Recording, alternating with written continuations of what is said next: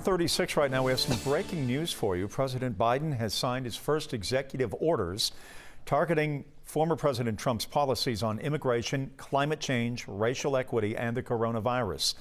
Today's moves in the Senate and the Oval Office show the administration will not be receiving a honeymoon period. The first order President Biden signed was related to the coronavirus pandemic. He also signed an order re-entering the United States into the Paris Climate Accord.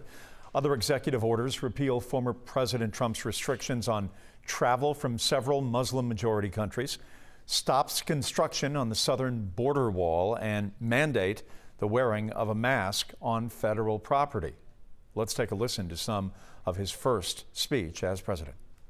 Today, on this January day, my whole soul is in this, bringing America together, uniting our people, uniting our nation.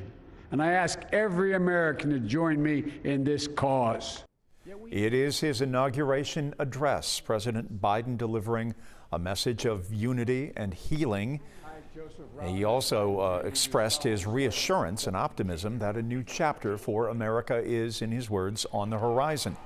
Vice President Harris making history as the first woman of color to hold that position. Her journey to this job inspiring women and young girls across the world that anything is possible within their lifetime. We will hear from her AKA sorority sisters in just a few minutes.